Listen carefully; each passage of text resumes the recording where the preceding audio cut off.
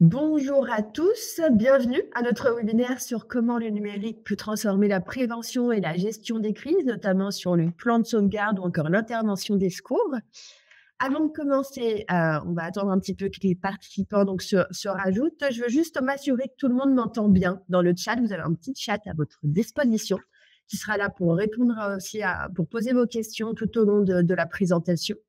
Si vous pouvez tous me mettre un petit mot pour m'assurer que tout est OK. Comme ça, on peut poursuivre tranquillement ce webinaire. Le son est OK, donc c'est déjà une bonne chose.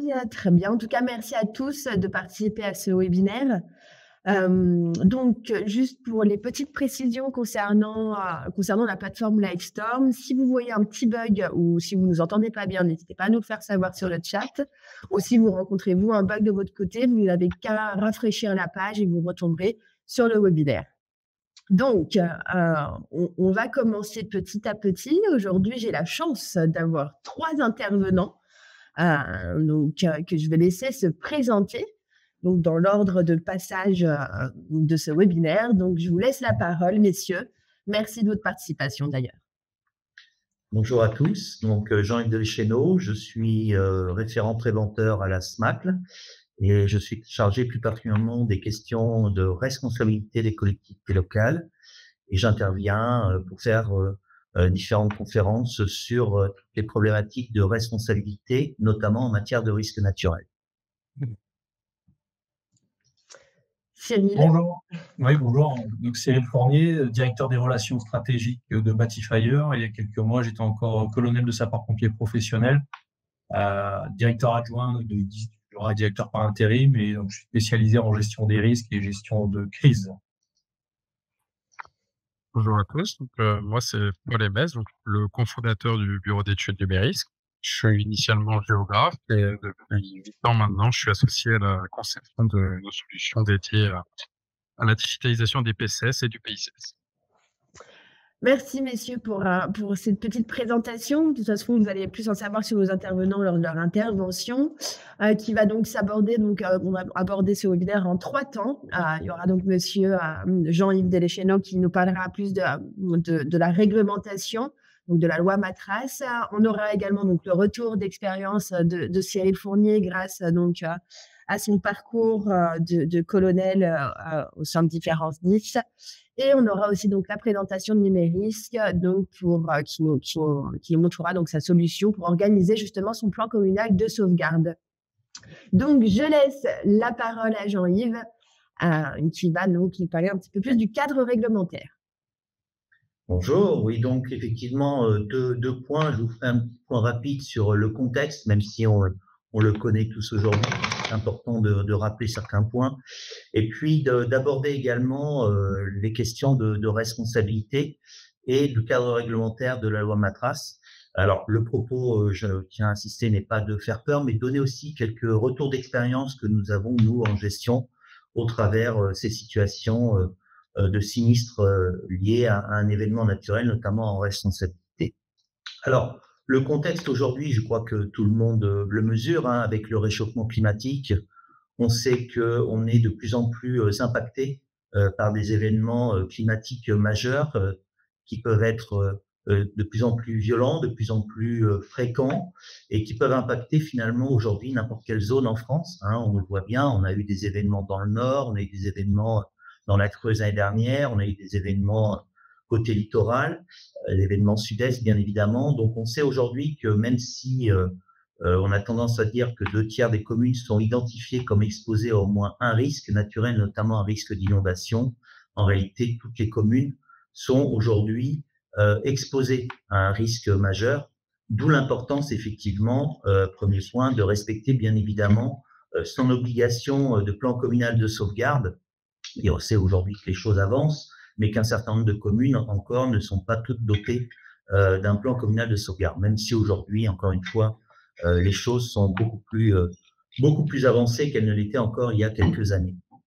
Alors, petite précision, et c'est le deuxième point, dans le cadre de ce rappel du contexte, le maire est l'acteur principal de la sécurité de ses administrés. C'est lui le garant de la sécurité de ses administrés.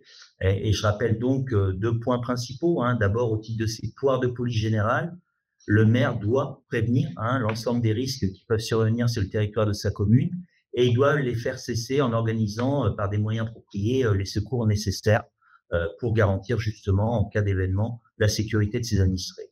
Donc, c'est une obligation très lourde qui pèse sur le maire et qui est très large en même temps, puisque ça peut aller tout simplement de l'information auprès des populations, comme l'évacuation ou l'alerte, bien évidemment, ou une interdiction précise face à une situation donnée. En cas d'urgence, chaque seconde compte.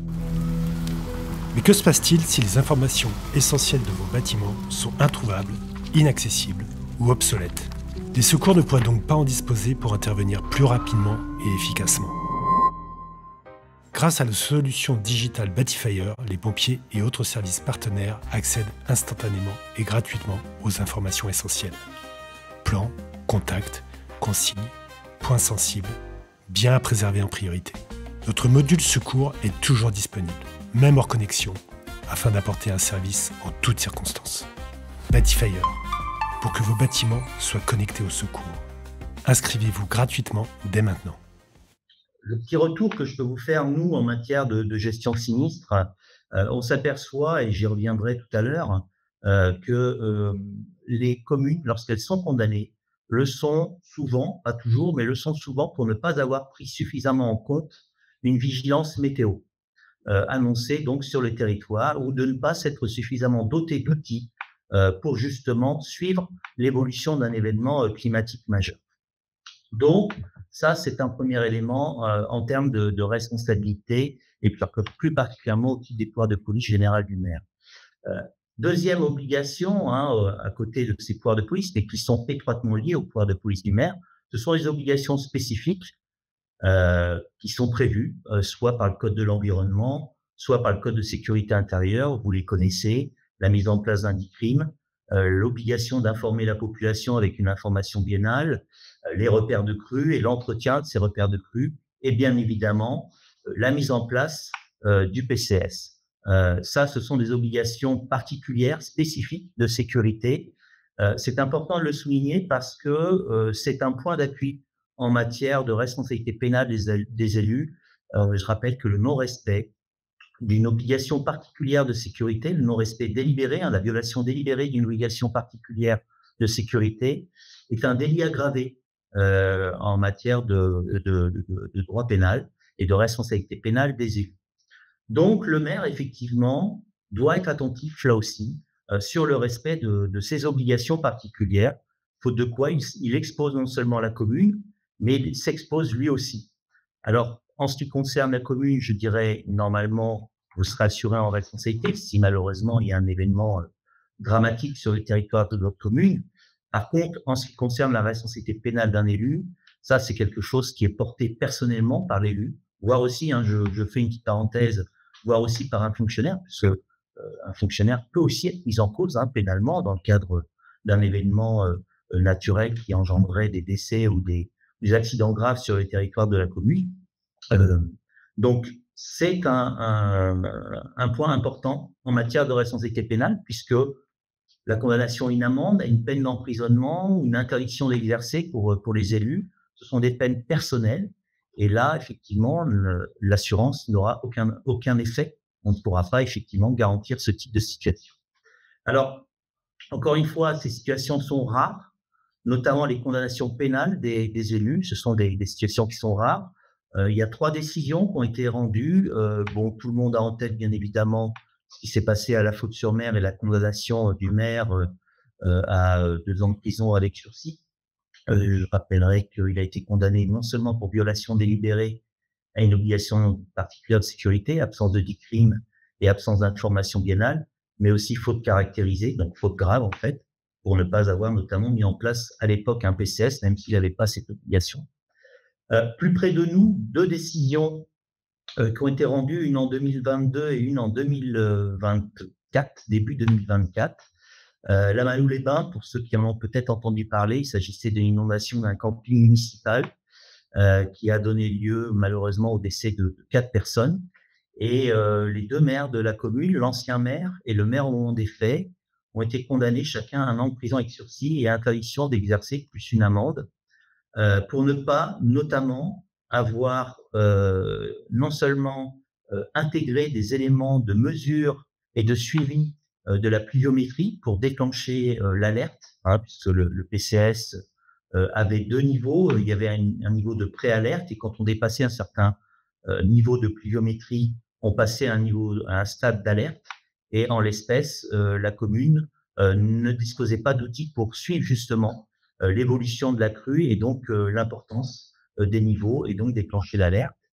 Deuxième élément qui a entraîné la condamnation, c'est l'absence de formation des agents qui étaient chargés du suivi du camping municipal et qui n'étaient pas formés pour déclencher justement et évacuer ou prévenir les personnes sur le camping. Et troisième élément qui est important, c'est en ce qui concerne un élu, l'absence de mise à jour de son numéro de téléphone. Il avait changé de numéro de portable et il n'avait pas prévenu les services de la préfecture de ce changement de numéro de portable, et donc la préfecture n'arrivait pas à le joindre. Alors, j'attire votre attention sur le fait qu'il s'agit d'une décision en cours, elle n'est pas définitive, mais ça montre que finalement, c'est pas le tout d'avoir un PCS. Il faut que ce PCS soit mis à jour, actualisé, faute de quoi on peut s'exposer à une condamnation. Et deuxième affaire, c'est l'affaire Ville de Biot, donc toute récente. Peut-être que vous en avez entendu parler là aussi, où l'ancienne maire de la commune a été condamnée, elle aussi, à 1 an de prison avec sursis, pour plusieurs raisons. La première, c'est de ne pas avoir pris en considération suffisamment l'alerte, la vigilance météo. Le deuxième point, c'est de ne pas avoir actualisé le PCS, et en particulier l'organigramme du PCS. Et le troisième point, bien évidemment, c'est de ne pas avoir déclenché ce PCS. Donc, encore une fois, ces décisions sont à la marge par rapport à l'ensemble des événements qui ont pu survenir, et on n'a pas, c'est pas dans ce domaine-là qu'il y a le plus fort taux, de condamnation des élus, mais ça montre combien il faut être vigilant sur le fonctionnement et j'ai envie de dire le caractère opérationnel de son PCS. Autre élément de contexte, des enjeux de prévention, bien évidemment. On le sait aujourd'hui, il y a des études de la Caisse centrale de réassurance qui démontrent très clairement que finalement, l'élément majeur aujourd'hui qui permet de faire de la prévention en matière de risques naturels, c'est le plan de prévention des risques, hein, qui relève de la responsabilité de l'État. Mais bien évidemment, ce plan de prévention des risques entraîne des obligations, et notamment cette obligation de PCS pour les communes. On sait aujourd'hui que sur la période 1998-2018, donc 30 ans, grâce à la mise en place des plans de prévention des risques et donc des outils qui prennent le relais, si je puis dire, du plan de prévention des risques, on a permis de contenir les impacts du réchauffement climatique et de l'augmentation des événements climatiques, et en particulier des inondations, et donc de limiter finalement le coût. En clair, si on n'avait pas mis en place ces PPR et les outils relais de ces PPR, et notamment les PCS, on aurait eu un coût financier beaucoup plus important des conséquences climatiques. Donc, c'est pas neutre, d'autant plus que ça permet d'acculturer les populations et de leur donner les bons réflexes. Autre élément, toujours étude de la Caisse centrale de réassurance, alors qui date un peu, qui est une étude de 2020. On sait aujourd'hui que mise en place d'un PPR plus PCS permet de réduire la fréquence des sinistres. Alors quand je dis des sinistres, c'est l'ensemble des sinistres sur le territoire d'une commune, hein, c'est notamment principalement les populations, mais ça permet de réduire de l'ordre de 45% les sinistres survenus sur le territoire d'une commune. Donc c'est vraiment pas neutre. Alors, la CCR a également précisé que malheureusement, avec le réchauffement climatique, on n'arriverait pas à réduire de façon plus importante, et que malheureusement, on aurait encore un coût significatif des inondations, notamment, mais ça permet de contenir les incidences du réchauffement climatique. Et si la sécurité de votre bâtiment était consultable partout et tenait dans votre poche ? Fini les classeurs poussiéreux, les oublis, les doubles saisies, les recherches, les relances, les interrogations. Avec Batifire, centralisez toutes vos obligations réglementaires dans un registre de sécurité 100% digital, simple, intuitif et toujours à jour. Pilotez la conformité de votre patrimoine grâce à 13 modules complémentaires conçus pour vous faire gagner du temps, réduire les risques, renforcer la traçabilité et la collaboration. Batifire, passez au registre de sécurité nouvelle génération. Testez-le gratuitement dès maintenant. Alors, quelques mots du coup sur rappel, mais je pense qu'aujourd'hui vous les connaissez. Quelques mots de rappel sur la loi Matras. Je rappelle que donc la loi Matras mise en place des PCS obligatoires pour les communes dès l'instant où celles-ci sont couvertes par un PPI approuvé, concernées par un plan de prévention des risques naturels miniers prescrit ou approuvé. C'est la nouveauté par rapport à avant, puisque, et j'ai envie de dire, c'est un des enseignements de ce qui s'est passé à la Faute-sur-Mer, puisqu'à la Faute-sur-Mer, le PPR était prescrit mais pas approuvé, et à l'époque, l'obligation de PCS ne valait que pour un PPRN ou un PPRI approuvé. Donc désormais, on a étendu cette obligation au PPR prescrit. Compris dans un territoire à risque important d'inondation ou territoire exposé à un risque volcanique, sismique, ou encore soumis à un risque incendie majeur tel que prévu par le Code forestier. J'attire également votre attention, particulièrement pour les élus, que à partir du moment où il y a un renouvellement du conseil municipal, alors déjà il y a une obligation d'information, d'informer du fonctionnement, de l'existence et du fonctionnement du PCS auprès du conseil municipal et donc des élus, mais également en cas de renouvellement, de repasser l'information, si je puis dire, auprès des nouveaux élus. La loi Matras, c'est aussi la mise en place des PICS, des plans intercommunaux de sauvegarde, qui sont obligatoires dès l'instant où une commune membre d'un EPCI est elle-même soumise à l'obligation d'un plan communal de sauvegarde. C'est un document, alors qui ne se substitue pas au PCS, un document qui vient à côté du PCS et qui a pour objectif d'organiser, pour simplifier, la solidarité et la mutualisation des moyens auprès des communes membres qui seraient touchées par un événement majeur. Donc mutualiser les moyens, les lieux où on peut rapatrier et loger les personnes, mise à disposition du personnel aussi avec des conventions de mise à disposition, possibilité également de mettre à disposition du matériel, ça peut être des bateaux, ça peut être des véhicules, des engins, etc., etc. Et puis, bien évidemment, assurer la continuité et le rétablissement des services, des compétences des services publics intercommunaux et des compétences intercommunaux. Donc, je l'ai dit à l'instant, le PICS ne se substitue pas au PCS. C'est pas parce qu'il y a un PICS que vous n'avez plus d'obligation de réviser, enfin de mettre en œuvre ou de réviser votre PCS. Et puis surtout, pas de transfert de compétences, de pouvoir de police du maire. Le maire conserve ses pouvoirs de police en tant que représentant de la commune, et à ce titre-là, c'est lui qui a la main sur son PCS. Obligation de révision, j'insiste là-dessus, car souvent, nous on le voit, pour avoir fait quelques sondages, les communes mettent en place un plan communal de sauvegarde et finalement ce plan communal de sauvegarde, il n'a pas été actualisé. Et quand on pose la question, il dit non, le plan de sauvegarde actuellement, il date de temps. Et pareil pour le DICRIM d'ailleurs, je fais une petite parenthèse, on s'est aperçu que ces documents n'étaient pas toujours mis à jour, alors que aujourd'hui vous avez cette obligation de mettre à jour, à minima tous les 5 ans, le plan communal de sauvegarde. Ça, c'est la première obligation des décrets d'application de la loi Matras. Et la deuxième obligation, c'est bien évidemment l'obligation de mettre en œuvre, de mettre en place des exercices de simulation de crise, à minima tous les 5 ans. Sachant que cette obligation sera remplie dès l'instant où vous aurez déclenché, si je puis dire pour de vrai, face à un réel événement, votre PCS. Donc l'idée de ces exercices, bien évidemment, c'est d'acculturer les populations, c'est de se mettre en situation réelle pour que l'ensemble des acteurs, finalement, si je puis dire, prennent leur marque et surtout soient accoutumés en cas de réel événement pour que chacun puisse exercer son rôle.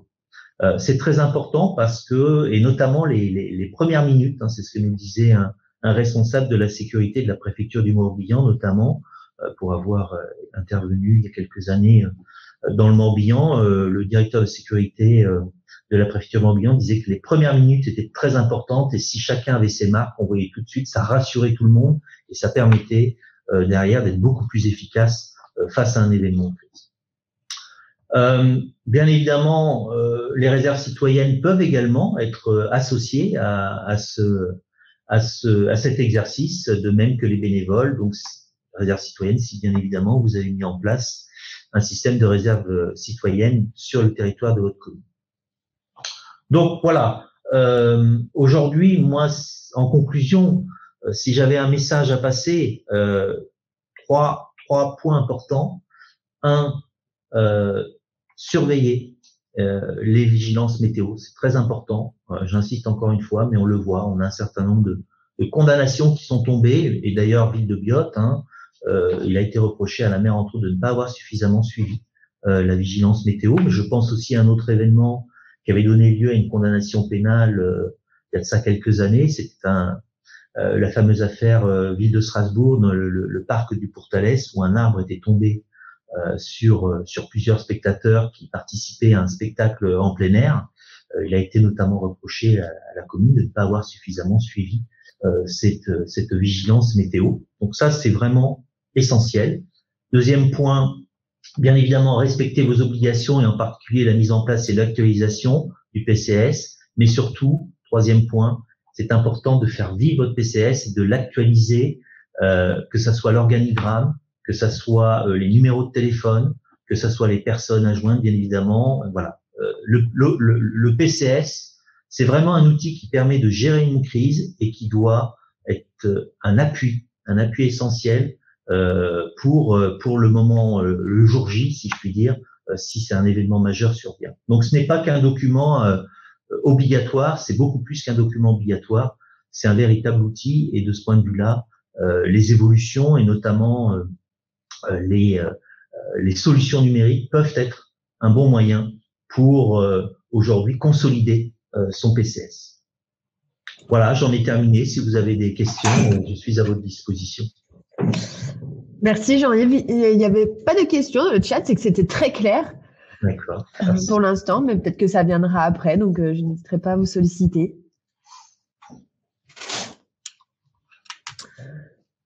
Je passe la parole à Cyril Fournier, du coup. Oui, merci Jean-Yves. Bien, donc pour ma partie, donc on va traiter déjà d'une approche opérationnelle sur une expérience vécue dans le département du Nord et ensuite on verra un peu comment les nouveaux outils numériques doivent être au service du management des risques et de la gestion de crise de manière éventuelle, parce que on parle bien de crise à l'état pur, que ce soit pour la tempête Xynthia où ça a été avéré sur des risques naturels, mais il faut aussi ne pas oublier qu'il y a partie risque technologique qu'il faut prendre en compte. Et pourquoi pas aujourd'hui les risques sociétaux, parce que vous avez bien vu avec l'actualité ce qui se passe par exemple à Nouméa, où le contexte est particulièrement tendu. Et pourquoi est-ce qu'un PCS n'aurait pas justement vocation à contribuer également à gérer ce genre de situation et peut-être même à favoriser un retour à la normale. Donc là, dans un premier temps, déjà, vous parlez très succinctement de Batifire. Batifire, aujourd'hui, c'est la seule solution gratuite qui permet de connecter les bâtiments aux forces de secours et de sécurité. Le grand intérêt, c'est que les sapeurs-pompiers puissent disposer des plans, d'évaluer les principaux enjeux sur la base d'une analyse des risques qui est effectuée, de disposer des conditions d'accès à travers des plans que vous déposez sur une plateforme collaborative, avoir la liste des personnes à contacter, parce que quand il y a une catastrophe, c'est souvent la nuit ou en tout cas le week-end, ou le fameux 15 août à 15h quand il n'y a personne dans l'établissement.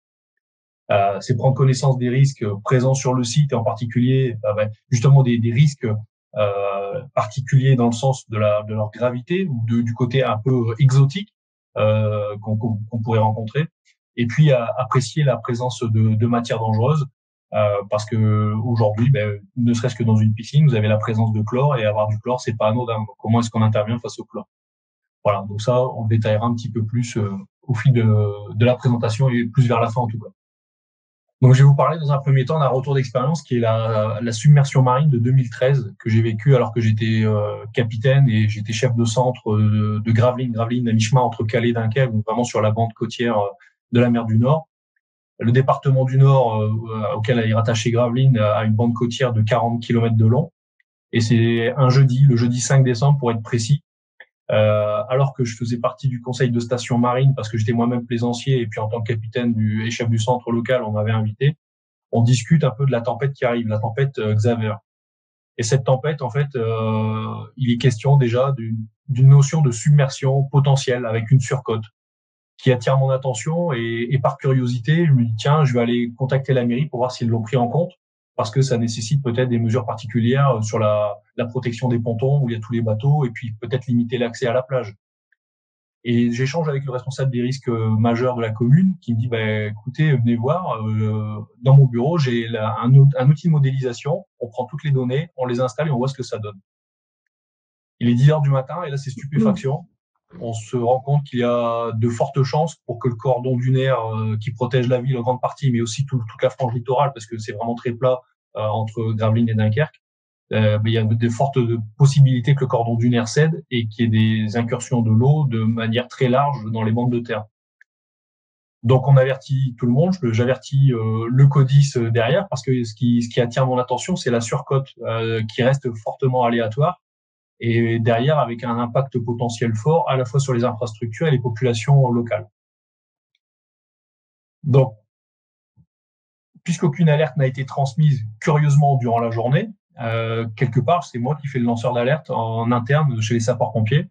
Et donc là, on le prend en compte et on met en place un grand dispositif de supervision de l'ensemble du littoral en créant 2 postes de commandement distincts, un du côté de Brédune, pour ceux qui connaissent le nord, et c'est vraiment sur la frontière avec la Belgique, et un sur la commune de Lanne-Plage où il y a un terminal ferry et le grand port maritime de Dunkerque.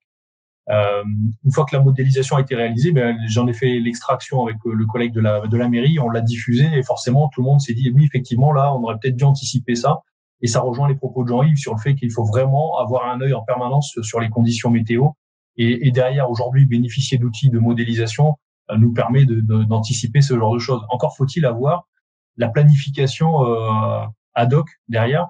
Et là, en l'occurrence, la ville de Gravelines avait son plan communal de sauvegarde qui était réalisé, puisque c'est une commune qui est plutôt bonne élève. Gravelines, il y a 14 sites Céveso à côté, Céveso seuil haut, le CNPE, le plus important d'Europe de l'Ouest. Donc, il y a une vraie culture, une vraie analyse des risques en permanence. Et il existait, mais il était disponible uniquement en CD. Donc, si vous n'aviez pas le CD, vous ne saviez pas à l'époque quelles étaient les données saisies et comment s'organiser, s'articuler le plan communal de sauvegarde. Comme j'étais chef de centre, j'avais quelques notions sur le sujet. Donc, je prends un rendez-vous très rapide dans la journée avec le maire qui me reçoit, on lui explique. Et en fait, notre crainte est au beau milieu de la nuit. Donc, on est sur des coefficients de marée qui sont de l'ordre de 103 en journée et 100 durant la nuit. Ce qui est une grande marée, certes, mais qui reste faible par rapport au maximum théorique qui est de 120. Voilà, on a déjà eu du 119, mais là, 102, 103, c'est pas quelque chose qui doit nous alarmer. Sauf que, couplé à l'onde de tempête, avec la forte dépression, puisqu'on descend aux alentours de 960 hectopascales, on a des difficultés à estimer ce que sera réellement la submersion. Et là, on craint vraiment qu'il y ait des inondations massives, alors ce n'est jamais arrivé. Et donc, puisque c'est jamais arrivé, on dispose pas de retour d'expérience sur le sujet, savoir comment ça va se gérer. Alors, ce qu'on se dit, c'est que c'est en pleine nuit. Du coup, les gens sont chez eux, ils dorment. Mais c'est bien parce qu'il y a personne dans les rues, mais potentiellement, c'est d'autres difficultés parce qu'il va falloir aller tous les chercher chez eux pour les évacuer, le cas échéant. Donc, ce qu'on décide, c'est de ne pas activer le plan communal de sauvegarde, mais de le mettre en mode veille active, entre guillemets, avec une chaîne d'astreinte qui est en permanence au téléphone, prête à réunir tous les services concernés et qui doivent agir de manière concurrente en cas de sinistre de la sorte, mais aussi tous les élus municipaux qui ont des fonctions particulières à tenir au niveau de la chaîne de commandement, entre guillemets, pour le poste communal de sauvegarde. Le plan communal de sauvegarde, pardon. Alors, juste à titre indicatif, ça c'est la plage de Gravelines. Donc j'ai fait exprès de vous montrer une photo où il y a du soleil, comme ça vous voyez dans le nord, il fait beau aussi. C'est pas, contrairement à ce qu'on pourrait croire, c'est pas tout le temps pluvieux. Par contre, le 5 décembre, voilà ce que ça donne. Donc toute la digue ici est submergée. Donc la plage est immense, c'est les grandes plages du nord. Vraiment, l'image qu'on en a, il y a 1,8 km entre le bord de la digue et le niveau de la mer à marée basse. C'est immense. Donc tout ce qu'on appelle la petite mer est rempli et ça finit par déborder et ça empiète sur la digue sans aller plus loin. Mais le pic de tempête est en pleine nuit. Donc là, on a une inquiétude parce que comme vous le voyez, il y a la centrale nucléaire avec tout le cordon dunaire qui la protège, mais qui reste de plus en plus fragile en tout cas, parce que tempête après tempête, il y a un phénomène d'érosion et le risque est quand même très très important. C'est quand même 6 fois 900 mégawatts et prochainement, il y aura même 2 EPR de deuxième génération supplémentaires. Donc c'est vraiment quelque chose de très très important et un gros site. Et voilà la cartographie qui prévoit une crue centenale aujourd'hui et une crue centenale à l'horizon 2100. Donc on voit l'évolution. Une crue centenale, c'est une crue qui a une chance sur 100 de se produire. Et on était vraiment dans la configuration d'une crue centenale à l'occasion de cette tempête. Donc aujourd'hui, il y a quelques zones qui avaient été identifiées et c'est curieusement, c'est même pas curieusement, c'est exactement ce qui s'est passé. C'est vraiment les zones qui ont été impactées. Mais avec la montée du niveau des eaux, avec un horizon à 2100 qui s'annonce, c'est pas catastrophique, mais presque quand même. Donc il faut vraiment le prendre en compte parce que là, il y aura des évolutions, des modifications, des travaux lourds à faire. Et si on n'est pas en mesure de faire ces travaux, il faut au moins que la planification puisse y répondre. Et de manière plus large, donc on voit la bande de sable, les grandes plages du Nord, le Chenal, le port de Gravelines qui se situe dans les terres, avec on retrouve bien la forme des fortifications issues de Vauban et qui protègent la ville. C'est pour ça que tout le centre-ville historique est protégé, puisqu'on a des murs qui font 8 à 10 mètres tout autour. Mais on voit aussi que plus du côté de Waplage, donc là on est vraiment côté Pas-de-Calais, c'est la limite avec le Nord et ici, tout le côté Pas-de-Calais qui est vraiment sous les eaux et sous de larges monts. Donc les défis qu'on a rencontrés à cette occasion, c'était déjà dans un premier temps les communications qui étaient difficiles entre les différents acteurs. C'était il y a quand même plus de 10 ans, donc c'était pas aussi optimisé qu'aujourd'hui, surtout quand il fallait couvrir 40 km de bande littorale. C'était aussi l'attente du passage de l'onde de marée et la supervision d'une bande côtière très longue, puisque sur 40 km, il y avait tellement de points d'accès possibles pour l'eau qu'on n'était pas en mesure de mettre une équipe à chaque endroit. Donc, il fallait faire des rondes de manière régulière pour voir un peu comment ça évoluait. Derrière, c'était la nécessité d'une prise de décision rapide malgré l'incertitude. Est-ce qu'on lance une évacuation partielle, une évacuation totale? Est-ce qu'on laisse venir et puis on avisera? Bon, au final, c'était le choix qui a été fait et heureusement parce qu'au final, on s'en est plutôt bien sorti, mais c'est vraiment passé à un cheveu. Sur les résultats et le bilan post-crise, le PCS a été mis, comme je l'ai dit, en mode veille avec astreinte de toute la chaîne organisationnelle municipale. Comme je l'ai dit aussi, la submersion était de nuit, donc on a eu personne dehors, aucune perte humaine et des dégâts qui étaient limités, en tout cas uniquement des dégâts structurels faibles.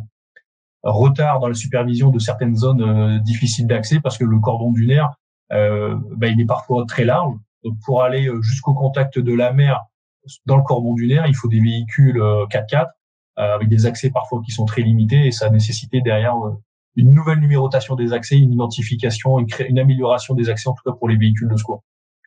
Les leçons apprises, c'est l'importance d'un PCS régulièrement mis à jour et bien préparé. Et là, clairement, on ne s'est pas trop posé de questions sur ce qui allait être mis en place si jamais le PCS devait passer en mode actif derrière, parce que tout était prêt, tout était centralisé. Alors c'était sur CD, certes, c'était pas collaboratif, on pouvait pas partager via la plateforme, etc., puisque il fallait disposer du document en propre pour pouvoir l'utiliser. Mais en tout cas, le cas échéant, on aurait été, ça aurait été d'une grande utilité pour nous. Donc c'est aussi derrière la nécessité d'un outil de gestion d'informations centralisé et qui soit interfacé pour faciliter l'accessibilité.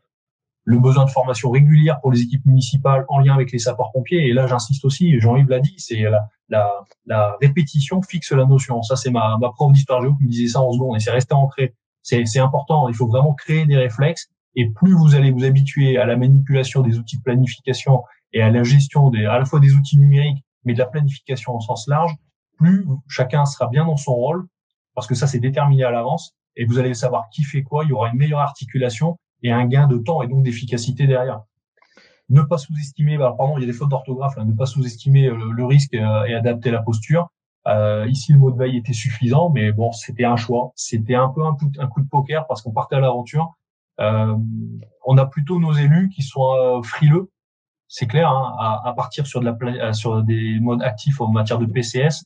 On le voit aussi à travers les alertes météo. Il arrive de de temps en temps qu'on ait une alerte qui soit un peu trop, avec un facteur de gravité trop élevé, alors que c'est pas nécessaire. Donc qu'est-ce qu'on fait?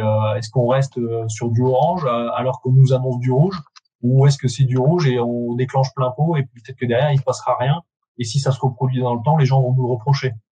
Donc là aussi, l'adaptation de la posture, elle est clairement pas évidente. En tout cas, moi j'estime qu'on peut pas reprocher aux élus de faire une erreur, sauf si elle est vraiment avérée, en matière de posture, parce que les outils aujourd'hui, même s'ils sont plus perfectionnés qu'il y a 10 ans, il y a toujours une part d'aléa, et ce côté-là, on le maîtrise pas. Donc il y a une notion de sensibilité, de consultation des experts pour pouvoir aller plus loin dans la démarche et s'assurer. Mais même les experts, puisque de toute façon les bulletins météo sont rédigés par des experts de chez Météo France, ce sont des experts. Néanmoins, l'erreur est humaine, malgré la modélisation qu'on peut avoir à côté. Donc aujourd'hui, on fait au mieux, clairement. Et je pense que ça restera comme ça. Même si on injecte de l'IA, on pourra peut-être s'améliorer un peu, mais je suis pas sûr qu'on arrive à du 100% de réussite. Cyril, petite question, Cyril, je me permets. On nous demande si les communes et EPCI ont-elles été associées au déploiement des postes de commandement opérationnel pour former un PC interservice, ou le PCC était-il à part de cet organe de commandement? Alors le PCC était à part parce que comme je l'ai dit, le PCC, le poste de commandement sapeur-pompier, était sur la commune de Lonne-Plage, alors que le PCS ils avaient quand même activé une petite veille, et il y avait deux, trois élus qui étaient présents en mairie, à Gravelines en particulier. Donc c'était vraiment dissocié. C'était interservice dans le sens où les sapeurs-pompiers communiquaient avec la police et la gendarmerie pour assurer les rondes, etc. Mais les services municipaux n'étaient pas associés en plein. Il y avait une communication téléphonique de base, mais en présentiel, on n'était pas tous ensemble au même endroit. Voilà. Sur la slide suivante, bon, c'est tout simplement, c'est quand même une tempête qui a fait 11 morts en Europe, donc c'était vraiment une tempête importante. Derrière, ce qui a été dit dans la presse, c'est des inquiétudes notamment sur la commune de Dunkerque, parce que les écologistes disent qu'il s'en est fallu de peu pour que la ville se retrouve sous les eaux, et c'est une réalité, hein, c'était vraiment le cas, et potentiellement sur 40 km de bande littorale, dont le grand port maritime de Dunkerque, avec une zone industrielle qui est particulièrement dense, avec beaucoup d'entreprises, avec des niveaux de risque très élevés. Donc là derrière, au-delà de l'aspect gestion communale de la crise, c'est quand ça arrive en zone industrielle, comment est-ce qu'on gère avec les effets dominos potentiels, etc. Donc voilà, la deuxième partie, c'est plus sur l'importance de la gestion des risques et des PCS pour les collectivités, même si je suis convaincu que vous-même, vous en êtes convaincu. C'est l'évolution des risques naturels et anthropiques, et je l'ai dit tout à l'heure, donc là j'insiste juste sur le point des risques sociétaux. Aujourd'hui, on les prend peut-être pas suffisamment en compte, et là c'est peut-être des pistes de développement aussi sur lesquelles il faut s'attarder. Il y a un changement climatique qui est très important, qu'on constate. On l'a vu notamment, on parle d'inondation, mais tout à l'heure, Jean-Yves l'a dit aussi sur le Pas-de-Calais, l'année dernière, ou en tout début de cette année, pardon, trois crues en un mois, 3 crues d'importance, avec aujourd'hui des gens qui sont carrément expropriés, avec des quartiers, des rues qui seront rasées sur les communes d'Ardres de mémoire, etc. Donc avec les quelques souvenirs que j'en ai, parce que je connaissais un peu le secteur, c'est quand même pas anodin. Ça a des impacts tant sur le bâti que sur les populations, et c'est traumatisant aussi. Donc comment est-ce qu'on se relève de ça? Donc il faut aussi développer la culture de la résilience, et quelque part développer un PCS poussé, clairement poussé, le communiquer et impliquer nos concitoyens dans des dispositifs pour qu'ils participent tant à la conception, peut-être à la réflexion qu'à la conduite des exercices derrière. C'est aussi les formaliser à ce à quoi ils pourraient être confrontés, les préparer psychologiquement sans créer de paranoïa, mais aussi c'est préparer aussi la résilience derrière, parce que peut-être que parmi la population des communes, on dispose d'experts qui sont monsieur et madame tout le monde, en fait, qui passent inaperçus et qui ont des capacités, peut-être des compétences insoupçonnées qu'on pourrait mettre à profit. Voilà, donc c'est ça aussi. C'est développer les réserves communales de sécurité civile qui étaient prévues déjà depuis la loi de modernisation de sécurité civile du 13 août 2004, qui apparaissent, qui se développent de plus en plus. Clairement, moi je pense qu'il y a un phénomène exponentiel, mais ça a été poussif. Ça a vraiment eu du mal à se mettre en place, et aujourd'hui, c'est un peu l'image des comités feux de forêt qui existaient dans les départements du sud de la France. On voit que ça se développe, et ça implique monsieur et madame tout le monde, voilà, clairement. Et ça, c'est important, pouvoir compter sur les bonnes volontés pour favoriser un retour à la normale. Clairement, moi, je suis plutôt partisan de vous dire, balayez ça de votre esprit, il y aura pas de retour à la normale. On a vécu un état de catastrophe, on rebondit derrière, donc la situation ne sera plus jamais la même. Donc c'est pas un retour à la normale, c'est on tend vers une nouvelle situation, un nouveau point zéro. Voilà, on repart sur autre chose parce qu'il y aura eu des dégâts, potentiellement des blessés, malheureusement peut-être des morts, comme avec la tempête Xaver, même si c'était pas en France. Mais prenez encore la tempête Xynthia, voilà, donc avec un bilan humain qui est dramatique. C'est souvent dans le cadre des tempêtes, avec ce qui s'est passé dans les Alpes-Maritimes, avec la vallée de la Roya, où j'ai même des collègues sapeurs-pompiers qui ont perdu la vie en intervention, et on n'y peut rien. Même si la planification est existante, il y a toujours des aléas. Voilà. Comment on s'y prépare? Les exercices. Alors, est-ce que le PCS peut être considéré comme un outil central de gestion de crise? Alors, on faut le prendre comme un instrument clé pour la coordination des acteurs locaux, tous les acteurs locaux, les services municipaux, les sapeurs-pompiers, les forces de l'ordre, mais j'inclus aussi la réserve communale de sécurité civile, les élus, etc.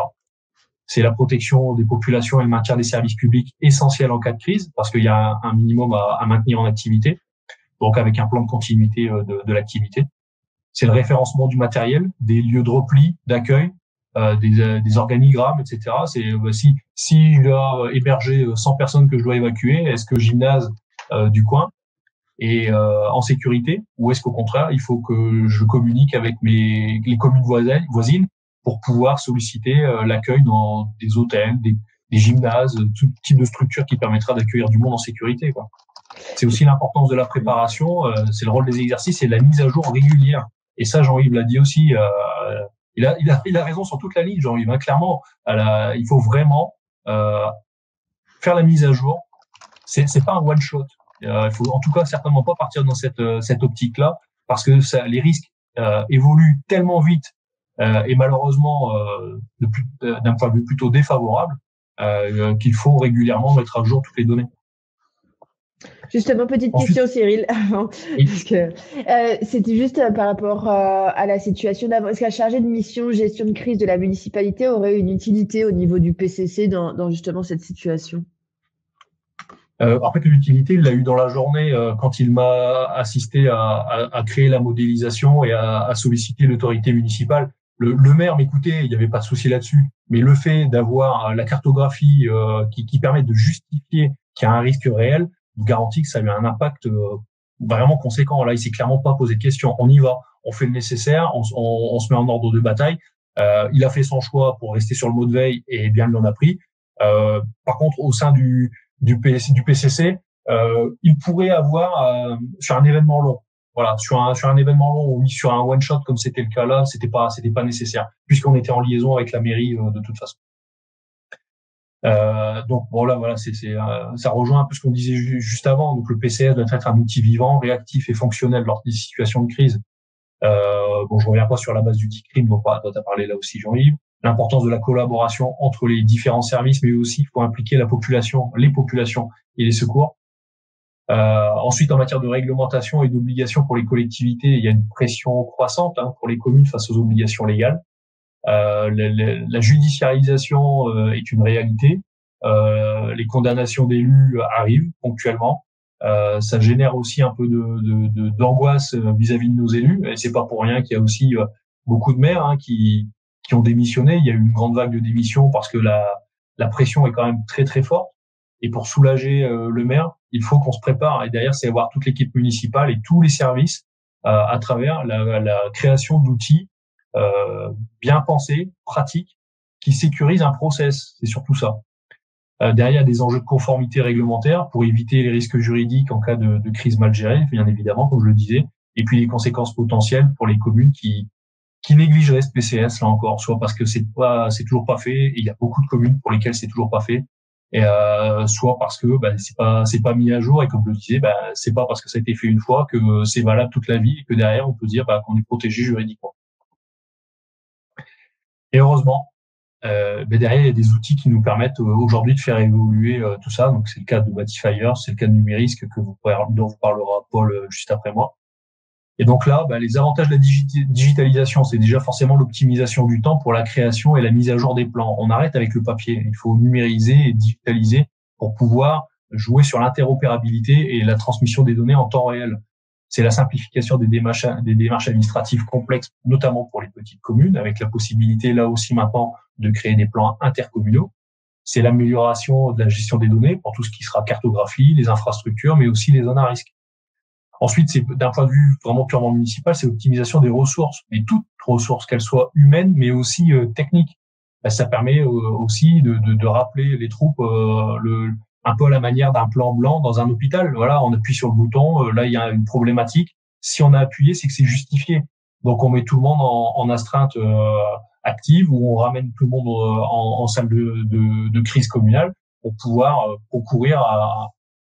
Alors, je vais pas redire gérer la crise parce que je suis pas d'accord. On gère pas la crise, on la subit clairement, sinon ce serait pas une crise. On fait au mieux avec la crise, on essaie de la conduire. Voilà. Et donc ensuite faire l'état des lieux sur les ressources humaines, techniques, matérielles, l'automatisation de certaines tâches qui sont parfois répétitives, comme la mise à jour des plans, la gestion des fichiers, potentiellement des plans, on peut les mettre à jour à chaque modification d'un carrefour. Et dans une commune, ça n'arrête pas. Donc là, c'est plus un sens unique, c'est devenu une voie à double sens. Là, on a mis un rond-point à la place d'un feu rouge, etc. Tout ça, ça peut avoir un impact aussi. Des destructions, construction de bâtiments, des modifications qui touchent au cadastre. Tout ça, c'est à prendre en compte aussi. Et au final, c'est vraiment aussi la clé de voûte. C'est la meilleure utilisation des deniers publics. Voilà, c'est aussi rationaliser et pour les équipes municipales, justifier de la bonne utilisation des deniers publics aux yeux du contribuable. Et ça, c'est important. En tout cas, il y a une forte pression, de plus en plus en tout cas, sur le sujet. Ensuite, il y a l'accessibilité, la traçabilité, c'est la disponibilité des informations en temps réel pour les décideurs et les acteurs de terrain. On l'a vu à travers la mobilisation en particulier. La centralisation des données en facilitant la collaboration entre les services, quels qu'ils soient, jusqu'à la préfecture. Et ça, c'est important parce que faut pas oublier que les services préfectoraux rentrent dans la boucle. L'historique des actions et des mises à jour, facilitant l'évaluation post-crise et les rétex avec la possibilité de gérer des mains courantes digitalisées, soit pour les communiquer en temps réel avec les services préfectoraux via le site PC, par exemple, mais aussi pour en bénéficier après. C'est comment est-ce qu'on grandit par rapport à la situation qu'on a vécue. Il faut développer cette culture du retour d'expérience qui est essentielle et qui permet derrière de prendre en compte les problématiques qu'on a rencontrées pour les améliorer. Action, réaction. Voilà. Les exemples concrets, comment la numérisation aurait amélioré le processus dans le Nord. C'est l'impact direct sur la réactivité des équipes municipales et de secours. S'il n'y avait pas eu de plan communal de sauvegarde, on aurait passé l'après-midi à se gratter la tête à savoir qui fait quoi, qui on fait venir, pourquoi. Alors que là, tout est prêt. On appuie sur le bouton, on déclenche. Chacun sait quel est son rôle.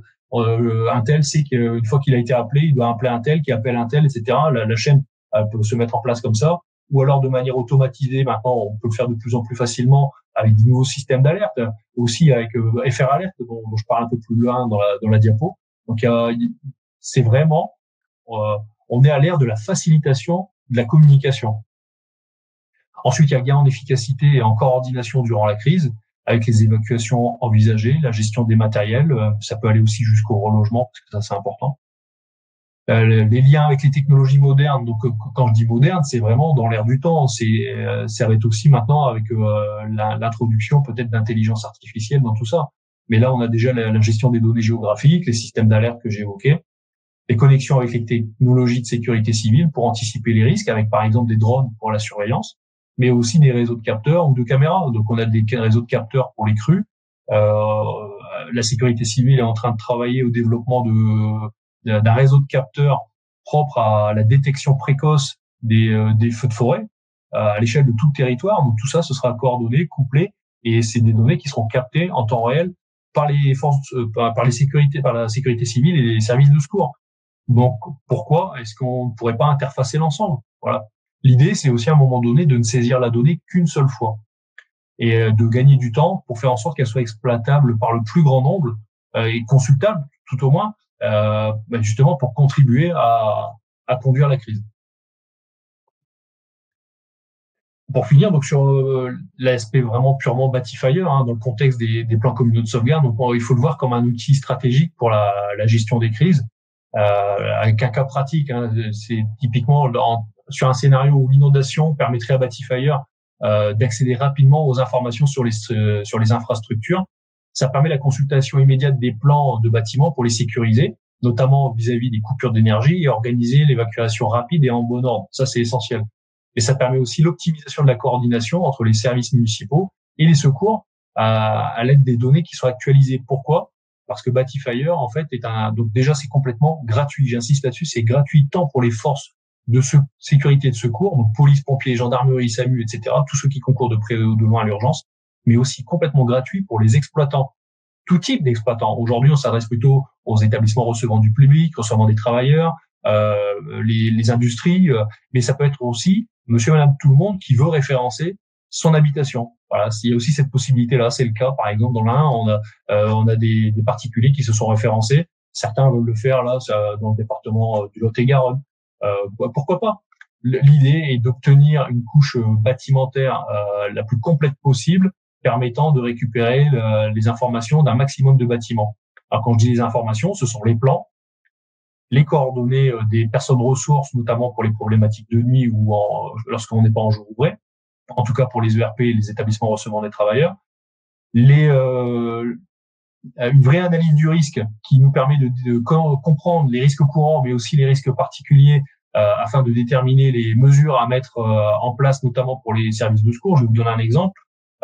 Si un établissement nous dit clairement que son réseau de poteaux incendie est hors service, et réseau privé est hors service pour une cause de maintenance et de travaux, il met l'information, il met dans son analyse du risque, il crée une codification pour alerter les services de secours, qu'ils le voient et qui du coup peuvent faire en sorte de faire partir un camion porteur d'eau ou un dévidoir automobile très rapidement, sans avoir à le constater en arrivant sur les lieux. Donc c'est déjà prévu avant même que le sinistre arrive. Il n'y a plus qu'à appuyer sur le bouton par l'opérateur qui reçoit l'appel au 18 ou au 112.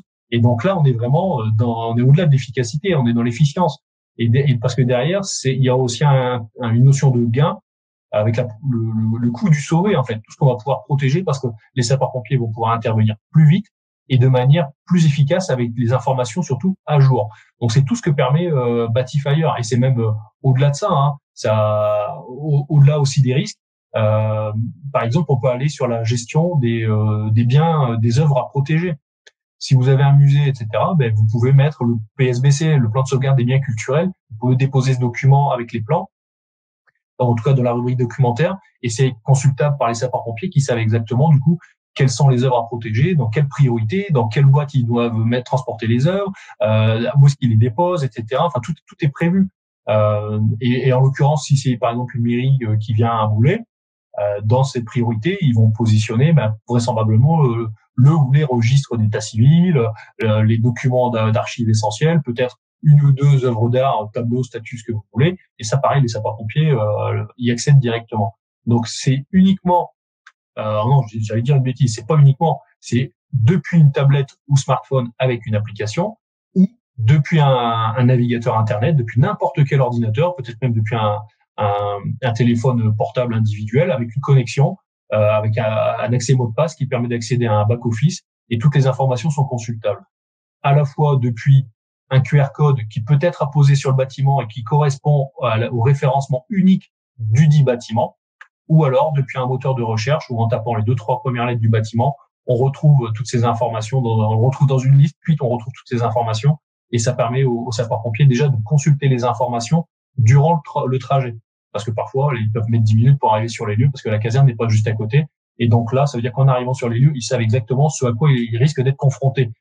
À quel endroit ils vont couper le gaz, à quel endroit ils vont couper l'électricité, que le bâtiment comprend autant de personnes, que s'il y a un point d'évacuation, il est à tel endroit. Donc c'est là où ils doivent s'attendre à retrouver les personnes. Voilà, il y a vraiment beaucoup d'informations. Cyril, par rapport à Batifire, on nous demande les SDIS saisiront les plans étarés via ce logiciel pour l'ensemble des étarés de leur département à l'avenir? Pour les SDIS partenaires, oui. Je te laisse répondre. Oui, clairement. Donc, en fait, les SDIS gèrent tout le volet étaré. Et alors aujourd'hui, il y a 16 SDIS partenaires. Très rapidement, on aura la moitié des SDIS, puis la totalité dans le courant de l'année prochaine. Donc, ils sont tous convaincus de l'utilité. Ça leur permet de gérer leurs étarés de manière dématérialisée, là où jusque maintenant, ils n'avaient pas d'outils. Et en plus, c'est gratuit. Donc, forcément, ça les intéresse de pouvoir travailler comme ça parce que c'est de la mise à jour en temps réel. Et ça permet d'avoir l'information la plus précise possible le cas échéant. et les exploitants, eux, se référencent dans un dossier spécifique que je qualifierais un peu de tout venant, voilà, mais qui est décorrélé des plans étarés, parce que c'est pas la même analyse du risque, et tout ce qui est considéré comme plan étaré, donc établissement répertorié, qui fait l'objet vraiment de mesures spécifiques, parce que l'analyse du risque le justifie aux yeux des services d'incendie et de secours. Tout ça, c'est vraiment à part et c'est géré exclusivement par les sapeurs-pompiers. En tout cas, c'est vraiment ce qui pèse dans les échanges avec les SDIS, et c'est tout l'intérêt pour eux, c'est de gérer leurs états. Voilà. Ensuite, donc il y a une interopérabilité et une collaboration qui sera accrue. Déjà, pour ceux qui connaissent, avec l'outil Crimson, qui sera déjà en mode démo à l'occasion du prochain congrès national des sapeurs-pompiers de France à Mâcon, là, du 25 au 28 septembre. Puis avec Nexsys, qui sera un logiciel qui permettra de gérer l'alerte et de gérer tout le point de vue opérationnel pour les sapeurs-pompiers. Ça veut dire que quand on sera avec Nexsys, on sera dans tous les SDIS de France, en fait, clairement, ce qui sera déjà presque même le cas avec Crimson, puisqu'il y a 70 partenaires de Crimson et de l'entente de Valabre. Derrière, c'est la collaboration facilitée entre les sapeurs-pompiers, les forces de l'ordre, parce que les forces de l'ordre pourront bénéficier aussi de Batifire. Aujourd'hui, c'est déjà le cas. On est partenaire de certaines unités d'élite des forces de sécurité intérieure. Et à terme, peut-être même que chaque gendarme ou chaque policier de France pourra accéder aux données. En tout cas, ça représente un vrai intérêt pour eux. Aussi, pourquoi pas, les associations agréées de sécurité civile pour partager les données en temps réel. Parce qu'il faut pas oublier que c'est les assos agréés de sécurité civile participent également à ce type d'événement. En tout cas, s'il y a un plan communal de sauvegarde déclenché, ils seront partie prenante. Et ensuite, donc nous, le grand intérêt au titre de la prévention, c'est que ça permet la surveillance continue des infrastructures avec des mises à jour des données sur l'état des bâtiments et donc les risques associés. C'est la planification possible d'exercices de gestion de crise basés sur des scénarios réels simulés via les données de Batifire, dans le cadre des PCS, mais aussi dans d'autres cadres, bien évidemment. Et donc c'est un outil clé, forcément pour les collectivités. J'insiste là-dessus parce que en référençant les bâtiments de vos collectivités, vous vous dotez d'un outil moderne, intuitif et gratuit pour accompagner la gestion des plans communaux de sauvegarde, mais pas seulement, aussi pour accompagner la gestion de votre patrimoine immobilier dans un cadre quotidien, puisque c'est notamment aussi pour les services sociaux, par exemple, mais dans les travaux, quels qu'ils soient, qui doivent être réalisés, mais aussi pour les commissions de sécurité. Et je donne un exemple, si certains d'entre vous sont rattachés au département, par exemple pour la gestion des collèges ou la région avec les lycées, les communes avec les écoles primaires, etc.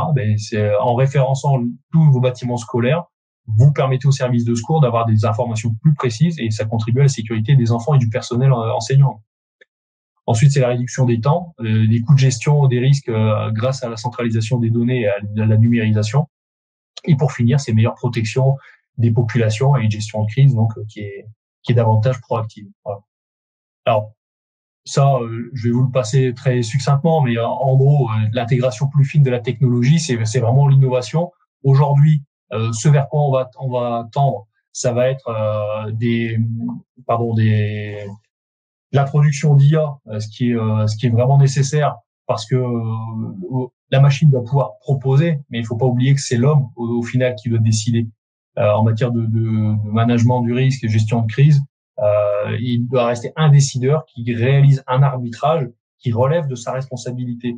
Et s'il est mal conseillé ou mal préparé et qu'il n'a pas les outils ad hoc, eh bien, ça rejoint encore une chose que disait Jean-Yves, c'est la mise en danger d'un point de vue juridique. Et ça, il faut absolument l'éviter. Donc, sur la partie PCS et technologies émergentes, forcément, on parle d'intelligence artificielle pour optimiser les interventions en temps réel, peut-être de l'analyse des données en masse pour déterminer les meilleures stratégies couplées avec de la modélisation, de l'intégration, peut-être de la réalité augmentée pour former les acteurs locaux et simuler des crises avant qu'elles ne se produisent. C'est l'introduction, par exemple, l'utilisation du BIM, le Building Information Modeling. Pour ceux qui ne le savent pas, sachez que demain, on organise aussi avec l'association Atraxis un webinaire à 11h sur le sujet. Donc là, ça permet la modélisation 3D des bâtiments avec peut-être des hologrammes à venir, etc. Et d'autres solutions et des plateformes de gestion de crise interconnectées. Et là, c'est l'interopérabilité avec les outils d'intervention et de secours. C'est le travail en cours avec Crimson et Nexsys dont je parlais tout à l'heure. Donc en conclusion, pour les plans communaux de sauvegarde de demain, bon, Batifier s'impose comme un outil incontournable, c'est déjà le cas. Beaucoup l'ont compris et c'est pour ça que les SDIS viennent vers cette solution. Si les SDIS viennent vers cette solution, ils vont vous inviter de toute façon à référencer vos bâtiments, tout comme on va le faire, et c'est d'ailleurs Laura qui s'en occupe, parce que c'est aussi pour vous l'occasion de faire le point sur votre propre analyse du risque. C'est de créer des relations de proximité avec les services de secours. Il faut faciliter les échanges, parce qu'en facilitant les échanges, on apprend à se connaître, on crée des réflexes et on est meilleur le jour J. Et c'est vraiment comme ça qu'il faut pouvoir le voir. Et sachez qu'on vous permet de référencer vos bâtiments, mais qu'on ne s'attarde pas que sur ce qui est structurel. Il y a aussi, par exemple, la possibilité de référencer des lacs, des plans d'eau, des parcelles de forêt, des tunnels, des stations de ski, des funiculaires. Enfin, il y a une multitude de structures qu'on peut référencer et ça, c'est vraiment hyper pratique pour vous. Il y a, par exemple, la ville de Brest qui dispose d'un téléphérique, pourrait très bien référencer son téléphérique aussi, alors qu'on s'attend pas à en trouver un quand on ne le sait pas, quoi. Mais voilà, tout type de structure dans lesquelles vous pouvez avoir des personnes, et en tout cas tout ce qui représente un intérêt au sens de la gestion des risques sur votre territoire communal, intercommunal, départemental, etc., quel que soit l'échelon de votre collectivité. Tout à fait. Et tout ça gratuitement en plus, Cyril. Exactement. Voilà, j'en ai terminé avec ma partie. Merci Cyril. Y a-t-il des questions avant de passer à Numérisque? Elles ont été posées au fur et à mesure. Pour l'instant, en tout cas, il y en a pas. Mais s'il y en a te concernant, je te solliciterai. En tout cas, Cyril. Ah, attends, si, finalement. Un PCS en grande partie dédié à la protection des personnes peut-il aussi prendre en compte les PSBC, avec par exemple sur les choix des zones de repli disponibles, entre guillemets, ou les moyens en personnes et matériel disponibles pour évacuer les archives, par exemple? Alors oui, au sens de la planification, c'est vraiment deux choses différentes, mais la question est intéressante parce que du coup, ça, c'est là où le fait de penser de manière plus globale la planification permet peut-être de créer de l'interopérabilité entre les plans eux-mêmes. Et effectivement, il pourrait avoir un lien, mais il faudrait pour ça que ce soit convenu entre le responsable du musée ou le conservateur et le maire qui est responsable de son plan communal de sauvegarde. Et s'il n'est pas prévu que des œuvres soient déplacées dans un endroit spécifique, en tout cas prévu dans le plan communal de sauvegarde, ça risque de friter un petit peu, pour être clair. Il faut vraiment se mettre d'accord en amont. Donc ça, c'est une question qui a du sens, mais aujourd'hui c'est pas prévu, mais ça pourrait être le cas. Voilà, Paul, c'est à toi. Merci Cyril. Écoutez, bonjour à tous, bonjour. Moi, je rebondis complètement sur les deux premières présentations où au quotidien, voilà, on essaie de faire de la pédagogie à la fois sur le volet réglementaire, les obligations réglementaires des collectivités en matière de plan communal de sauvegarde, mais aussi le jour J où on passe sur le volet crise et avoir, comme l'expliquait Cyril, des outils performants. C'est comme si aujourd'hui on décidait de pas utiliser un smartphone et de rester au carnet répertoire, où certains des usages des technologies sont très intéressantes pour la gestion de crise, et d'avoir une approche un peu de couteau suisse, de centralisation des outils. Ça semble être intéressant aujourd'hui dans les échanges que nous avons avec les collectivités. Donc nous, chez Numéris, toute notre démarche s'articule autour de ces deux sujets. Répondre et faire en sorte qu'une collectivité puisse être en phase vis-à-vis des attentes réglementaires, que ce soit les EPCI ou les mairies sur le volet intercommunal ou communal du PCS ou du PICS, et derrière de disposer d'outils aujourd'hui accessibles, intuitifs, centralisant les informations et données et permettant de prendre des décisions dans l'incertitude. Et voilà, l'usage du PCS aujourd'hui chez nous est multiple et varié.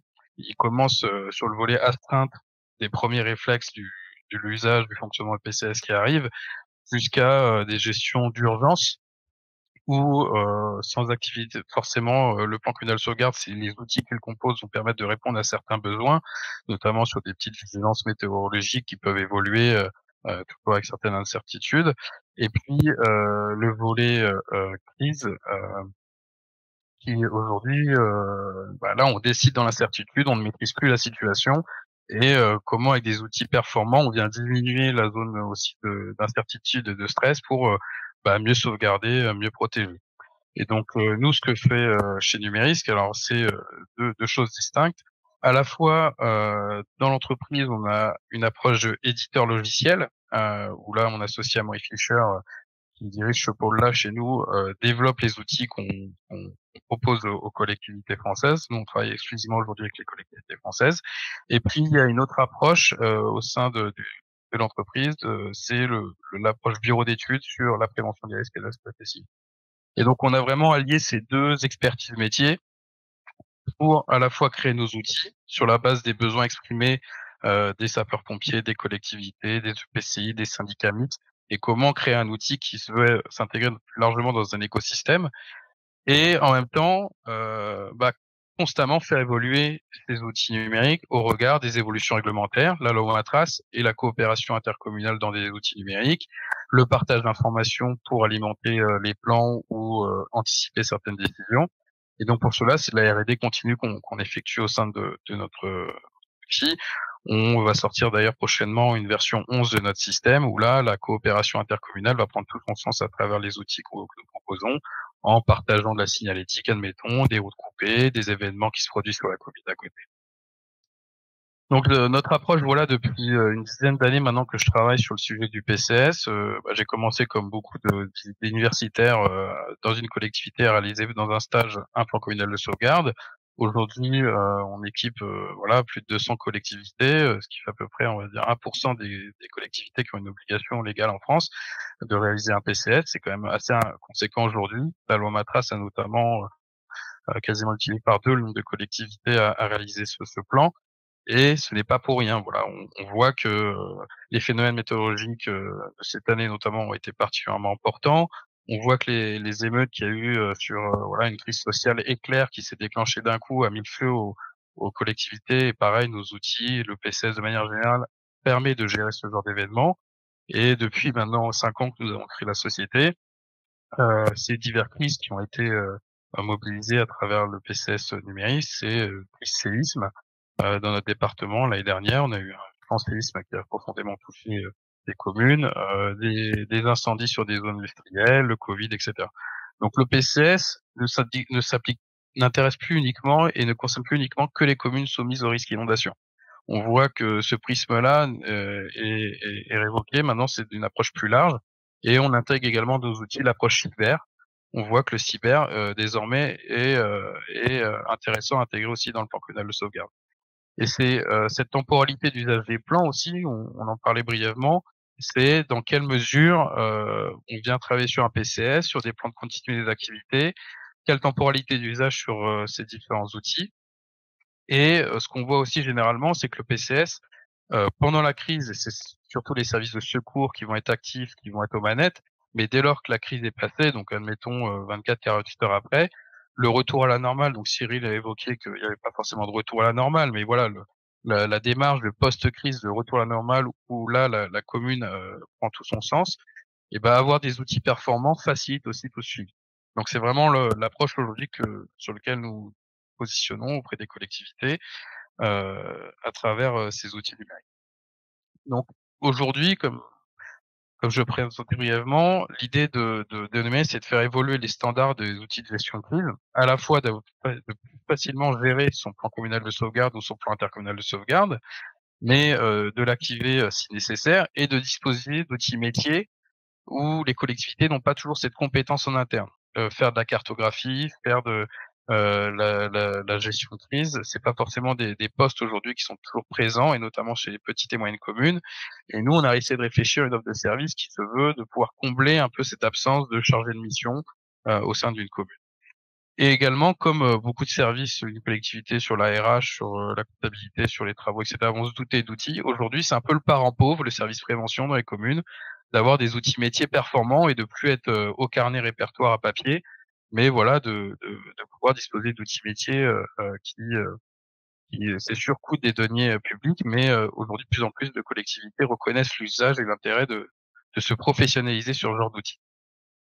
Donc pour cela, on a différents niveaux de plateforme. Chaque collectivité a des besoins différents, et là, toute notre relation qu'on mène depuis 10 ans avec les communes, c'est de pouvoir correctement équiper en fonction des besoins les différentes typologies de communes. Aujourd'hui, on va s'adresser aussi bien à des très petites communes de 200, 300, 400 habitants, à des collectivités beaucoup plus importantes de 100 000 habitants, avec les enjeux complètement différents à la fois de gestion du plan en termes de quantité de données, de cartographie, documents à mettre à jour, mais également en termes d'opérationnalité, où quand on se retrouve dans le poste de commandant communal, ben, dans une commune de 300 habitants ou de 100 000, on n'est pas le même nombre de personnes, et avoir des accès plus simples, plus rapides en distanciel ou en présentiel sur le terrain ou en centre d'accueil de son PCS en fonction de ses usages, bah, on vient améliorer l'efficience de l'organisation de crise communale. Et tout cela participe à mieux gérer, atténuer l'effet d'une crise sur son territoire, à la fois psychologique, humaine, financière. Donc c'est cette approche-là qu'on développe à travers les outils. Et donc, au regard des besoins exprimés, on va pouvoir proposer différentes solutions, PCS découverte, standard et premium, qui vont impliquer un niveau d'outils, mais aussi d'accompagnement qui vont être différents. C'est comme j'expliquais, l'approche de pouvoir aussi accompagner dans la durée, c'est quelque chose qui est dans l'ADN de nos services chez Numéris. C'est contrairement à un bureau d'études qui va faire un plan communal de sauvegarde avec une collectivité et la mission a une durée déterminée, admettons de 6 à 8 mois, le fait qu'on vient déployer des outils dans une commune pendant 3 à 5 ans, notre service accompagne cette collectivité pendant 3 à 5 ans. Et il s'en passe des choses en 3 à 5 ans dans un PCS. Des mises à jour de données de personnes vulnérables, un agent qui quitte la collectivité, une nouvelle municipalité suite à une élection, à des élections. Et finalement, le PCS n'est pas un outil fini, c'est un outil constamment en évolution. Et c'est toute notre approche à travers les outils, les services numériques PCS et PCS qu'on propose, de pouvoir accompagner dans la durée les communes qui ont besoin, voilà, d'un accompagnement. Justement, Paul, juste par rapport à ces services, il y a un participant qui suppose que la plateforme PICS Coupe est intéressante si les communes membres ont saisi leur PCS sur la plateforme PCS. Alors voilà, il y a 2 approches. Nous, on travaille de plus en plus, du coup, depuis 2 ans avec les EPCI sur ce sujet de PICS. Certaines communes, des très petites communes, n'ont pas l'intérêt à digitaliser un PCS qui doit faire 30 à 50 pages maximum pour rester opérationnel. Et donc là, on a une approche de licence coop qui vont permettre d'aspirer les données du PCS de la commune et les remonter vers le PICS, notamment pour faciliter la mise à jour. Cette approche aussi de coop va permettre aussi à la commune d'accéder au plan intercommunal de sauvegarde en autonomie, en distance, selon les habilitations et les conventions qui sont passées dans le cadre du plan intercommunal de sauvegarde. Mais ça va permettre d'intégrer ces communes-là sans forcément leur imposer un outil dédié et numérique au PCS. Donc voilà, l'idée, nous, c'est vraiment d'avoir une démarche de territoire sur ces sujets de plan intercommunal de sauvegarde, notamment aujourd'hui, et d'harmoniser les plans. C'est toute la difficulté aussi de créer un plan intercommunal de sauvegarde aujourd'hui, c'est que il n'y a pas de normes, il n'y a pas de structure rigide aujourd'hui pour le plan communal de sauvegarde. Donc chacun peut faire un peu comme il veut. Et le fait d'avoir un outil numérique, on vient harmoniser les données, harmoniser les compétences, les connaissances autour de ce sujet-là. Pour brièvement expliquer le volet éditeur logiciel que nous proposons à travers Numéris PCS et PICS, l'approche déjà c'est d'accéder où que nous soyons à son PCS. Je suis en congé en distance dans ma commune, il y a une veille qui s'active pour un coup de vent violent, je peux accéder à mes informations d'annuaire, de coordonnées, de plans. Je veux donner un accès uniquement à mes services techniques à la partie bâtiment ou moyens matériels, je peux aussi cloisonner l'accès. Et donc, on peut rendre collaborative cette gestion grâce à la dématérialisation. Pareil, si les serveurs sont complètement coupés et non accessibles, le fait qu'on soit en service SaaS, ça met une certaine aussi poursuite d'activité dans l'accès du plan en étant complètement décorrélé de l'hébergement en local. Cela, voilà, nous on travaille, on collabore avec une société française qui utilise les serveurs de Dassault Systèmes 3D Outscale, donc c'est de rigueur aussi dans l'hébergement, dans l'accessibilité des données qui font la qualité de notre service. Et en termes d'accessibilité, important sur des situations qui peuvent entraîner une dégradation, notamment des réseaux, tout le volet numérique qui a été développé sur des technologies qui fonctionnent hors ligne. Donc c'est aussi l'évolution des aptitudes, des outils qu'on peut proposer, même comme j'expliquais à Cyril, il y a 10 ans, il y avait déjà des outils numériques en place, mais ils n'étaient pas aussi performants. Aujourd'hui, les technologies nous permettent d'avoir des solutions légères, souples, accessibles, qui fonctionnent hors réseau et qui veulent aussi proposer de simplifier la tâche aux responsables PCS des communes notamment. Et pour finir un peu sur ce volet logiciel, donc il y a le volet numérique qui va permettre d'accéder, on va dire, à une digitalisation du plan communal de sauvegarde. Mais il y a le volet documentaire aussi, où on peut générer à tout moment son plan communal de sauvegarde ou son plan intercommunal de sauvegarde sur la plateforme. Et là, on veille aussi, et notre équipe veille aussi à faire une veille constante sur les nouvelles réglementations, les nouvelles attentes en termes de documents et de plans. Et notre engagement, en tout cas, c'est que votre PCS ou votre PICS soit approuvé en préfecture en fin d'accompagnement à la rédaction. Donc justement, le prisme de notre intervention avec notre équipe, notre équipe, on les appelle les référents numériques. Ce sont aujourd'hui nos chargés de mission qui accompagnent la première année à la conception du plan intercommunal ou communal de sauvegarde ou à la digitalisation d'un plan existant, parce que quasiment 50% de nos clients, voire même un peu plus, 70, sont des communes qui avaient déjà un PCS et qui cherchaient une solution pour optimiser sa gestion et son accès. Donc là, on travaille, quand on travaille sur de la digitalisation de PCS, on vient notamment amener notre expertise au regard des centaines de collectivités que nous avons accompagnées sur comment améliorer l'existant avant de passer sur le digital. Et donc, cette équipe, sur la première année, s'attache à répondre à cette obligation de rédaction et de mise à jour du plan. On a développé également une forte expertise dans la conception et l'animation d'exercices, parce que forcément, comme l'expliquait Jean-Yves tout à l'heure, à un moment donné, le plan est une première obligation, mais l'entraînement devient intéressant. D'une part, parce qu'il est obligatoire une fois tous les 5 ans, cet exercice, mais aussi parce que ça permet de mettre tout le monde autour de la table dans la collectivité, de tester les habitudes, de faire de la pédagogie, et on peut pas se tromper pendant un exercice. Donc, on a été énormément sollicité ces dernières années sur ces sujets-là, et notamment en octobre prochain, on organisera un énorme exercice intercommunal qui va permettre de tester notamment le PICS et les PCS de l'agglomération de La Rochelle. Et derrière, comme j'expliquais, cet outil, le PCS, doit être un outil vivant. On peut pas se dire, une fois qu'on a validé en conseil le document en préfecture, que le travail est terminé. Il y a toujours des améliorations potentielles, donc elles sont moins lourdes que la première année, c'est certain, mais on peut toujours ajuster. De par aussi les entraînements, les exercices que nous faisons, ça permet d'améliorer les processus, d'améliorer les habitudes, de garder les réflexes. Et donc ce référent qui vient accompagner également pendant les 3 années de licence, la collectivité que nous équipons, va avoir un lien de proximité avec le portefeuille de collectivités qui l'accompagne.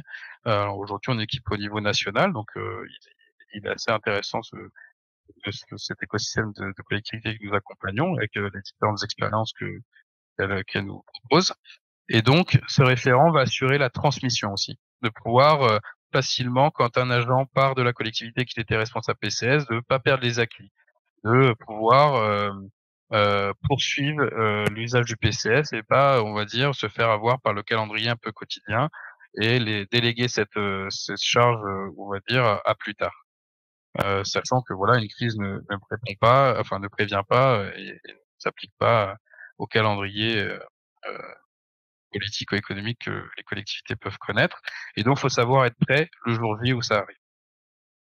Et donc, pour rentrer un peu plus en détail sur la partie bureau d'études, rédaction, digitalisation du PCS, donc là, elle s'articule aujourd'hui chez nous en 5 phases.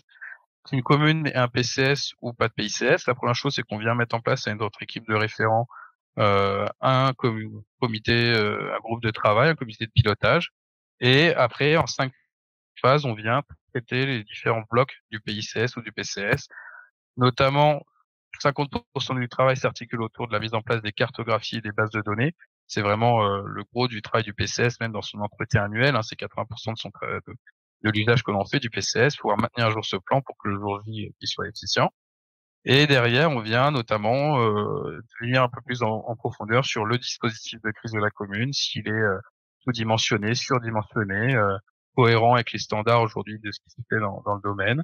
Et vu que d'une crise à une autre, on ne traite pas les mêmes problèmes, on l'a vu sur ces 2-3 dernières années, on a été amené à accompagner sur des crises sanitaires, des crises technologiques, des crises naturelles, que ce soit inondations ou séismes, sociétales, avoir des procédures, des scénarios qui vont traiter un peu plus spécifiquement ces risques dans votre PCS, ça peut aussi permettre de mieux gérer une situation. Une canicule va pas se gérer de la même manière qu'une inondation. Donc voilà, sur ce principe de phasage d'accompagnement à la digitalisation ou à la conception des plans depuis nos plateformes, voilà comment s'articule cette méthodologie numérique. Je sais pas si vous avez des questions sur cette partie-là. Pour l'instant, dans le chat, tout le monde a l'air de bien comprendre. Très bien. Donc voilà, avant de passer sur la plateforme pour qu'on puisse un peu mieux appréhender les outils que nous proposons, voilà, peut-être qu'il y avait quelques questions, je vais être quelques secondes pour écrire, et puis je vais passer sur le partage d'écran. Mais donc l'idée de la plateforme que je vais vous proposer, c'est aussi de se dire que c'est un outil qui va évoluer aussi dans le temps. Cyril parlait d'intelligence artificielle. Alors, toutes les collectivités vont pas avoir besoin d'IA dans ces outils, mais il y a des choses sur lesquelles on travaille en recherche et développement aujourd'hui chez nous. Comment faciliter l'accès, l'aide à la décision, sans enlever le caractère humain dans le poste de commandement. La machine ne va pas remplacer l'humain, mais va faciliter son travail. Et ça a toujours été l'objet des outils qui ont été développés. Derrière, donc bien correctement dimensionner cet équipement, c'est vraiment la base un peu de nos premiers échanges quand on travaille avec une collectivité. Donc là, vous devriez voir le partage d'écran arriver, et donc nous sommes sur l'outil Numéris PCS. Donc cet outil va être composé selon le niveau découvert standard premium on va dire d'outils et d'un accompagnement plus ou moins important, notamment à partir du niveau standard et premium. Il y a un rendez-vous annuel qui arrive. Donc il y a le volet logiciel qui vous est mis en accessibilité, mais votre référent revient une fois par an vers votre commune pour faire un point de demeure sur votre PCS. Et donc ça, c'est vraiment des choses qu'on a souhaité intégrer dans nos services, que le bureau d'études puisse poursuivre son accompagnement dans le temps auprès de la collectivité. Jusqu'à voilà, sur des services premium, jusqu'à des accompagnements type astreinte 24/7 notamment. Donc cette plateforme, quand on arrive dessus, on va avoir un outil central qui va être la gestion des données du PCS. Donc l'outil est vraiment sur les mêmes nomenclatures que la construction d'un plan intercommunal ou d'un plan communal de sauvegarde. Et on va notamment pouvoir voir un système d'indicateurs de mise à jour, qui est peut-être le premier élément qu'on a développé sur la plateforme, savoir si nos données sont opérationnelles ou pas. Toutes ces données-là, en fait, on vient, lors de la phase 1 et 2 de notre accompagnement, définir quelles sont les bases de données que vous souhaitez mettre en place dans votre plan communal de sauvegarde numérique. Par exemple, si je prends les enjeux tels que les populations vulnérables, ce que l'application va pouvoir permettre aux utilisateurs de nos services, c'est à la fois de gérer et administrer toutes leurs bases de données, de pouvoir cartographier instantanément leurs informations. On le voit, la cartographie, c'est un outil majeur souvent et trop souvent absent dans les PCS parce que soit les cartographies sont en PDF et sont obsolètes et donc ça demande une lourdeur de mise à jour, soit parce qu'il n'y a pas forcément cette compétence-là pour créer des cartographies. Et là, l'outil vise à automatiser ce genre d'usage.